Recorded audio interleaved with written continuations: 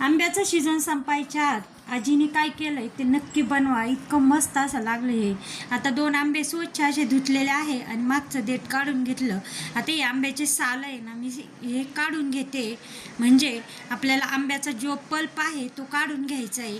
त्यामध्ये काही न टाकता, दूध ना पाणी ना साखर काही न टाकता फक्त अशा आंब्याची सालं काढून घेतले मी. आणि याचा फक्त आंब्याचा पल्प काढायचा आहे. आता या आंब्याचं काय मी सालं काढून घेतले आणि त्याच्या कोळी बाजूला केल्या. मिक्सरच्या भांड्यामध्ये याचा पल्प काढून घेतलेला आहे. आता या ठिकाणी 1 वाटी पल्प घेतला. आता इथं 1 वाटी आंब्याचा पल्प काढून घेतलेला आहे. बघा 1 वाटी. आणि त्याच वाटीने गव्हाचं पीठ घेतलेलं आहे आधी भांड्यामध्ये या. आणि ते गव्हाचं पीठ घेताना मी चाळून घेतलेलं आहे. कारण चाळून का घेतलं की त्यामध्ये एखादा गहू काही असतं, गहू असतो अख्खा, म्हणून मी गव्हाचं पीठ चाळून घेतले. आणि यामध्ये आजी 1 वाटी हा आंब्याचा पल्प जो आहे ना आपण केलेला तो टाकत आहे. आता आंबा घेताना आंबट नाही घेतलेला, आंबा हा गोड आहे. आता त्या अंदाजाने आपल्याला पुढचं साहित्य टाकायचं. पण सगळ्यात आधी आता 1 वाटी गव्हाच्या पिठामध्ये हा 1 वाटी आंब्याचा पल्प टाकायचा आहे. कारण आपल्याला हे पीठ मळताना आंब्याच्या पल्पमध्येच मळायचं आहे.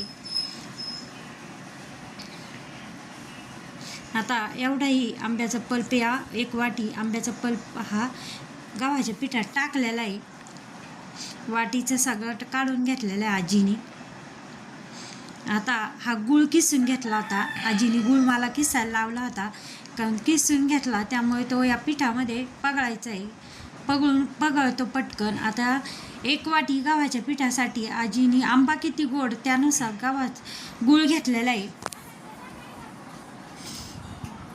आणि किसलेला गूळ आजी या आंब्यामध्ये आणि गव्हाच्या पिठात टाकताय. आता 2 चमचे तांदळाचं पीठ घेतलेलं आहे आजीने. आता 2 चमचे तांदळाचं पीठ पण याच्यात टाकीत आहे. 2च चमचे घेतलेले आहे, जास्त घेतलेलं नाही आहे तांदळाचं पीठ. आता यामध्ये आजीने अजून काही साहित्य टाकले, ते म्हणजे आता याच्यात 1 चमचा आजीने खसखस द्यायला लावली होती मला. आणि आजी म्हटल्या होत्या बडीशोप पण दे, पण बडीशोप काय माझ्याकडं नव्हती. मग आजीने फक्त खसखसच याच्यामध्ये घातली. 1 चमचा, छोटा चमचा खसखस. आता वेलदोड्याची पूड केलेली आहे ती टाकलेली आहे याच्यात.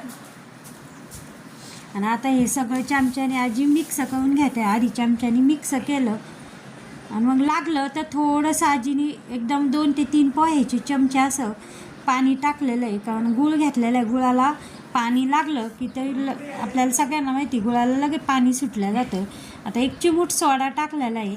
म्हणजे आजीने याच्यामध्ये गूळ, खसखस, बडीशोप, थोडासा सोडा, तांदळाचं पीठ असं टाकलेलं आहे. आणि आता हे सगळं मिक्स केलेलं आहे. एकीकडे आजीने तेल तापायला ठेवलेलं आहे.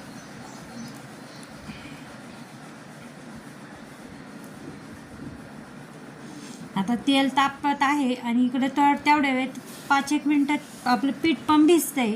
आणि आता सगळ्यांच्या लक्षात आलंय की आपण काय बनवतोय. तर आजी बनवत आहे आंब्याचे गुलगुले. आणि इतके मस्त असे मऊ लुसलुशीत असे कमी तेलकट हे गुलगुले झाले होते.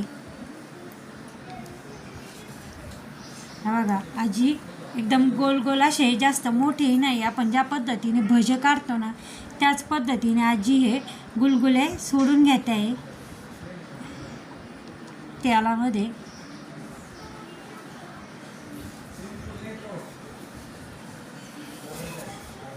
आणि गॅस जास्त ताळताना कमीही ठेवलेला नाही आहे आजीनी आणि जास्त मोठाही ठेवलेला नाही आहे.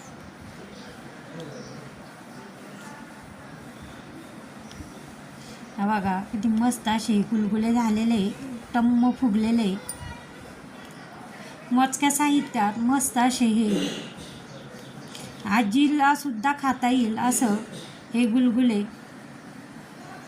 आंब्याचे गुलगुले. त्या बघा आजी खाऊन पण दाखवत आहे. आणि आजी म्हणते मस्त असे झालेले गुळचट झालेले.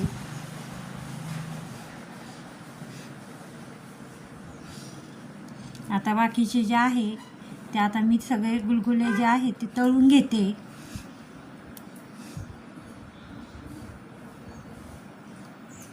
आणि अशा पद्धतीने मी सगळे गुलगुले तळून घेतलेले आहे.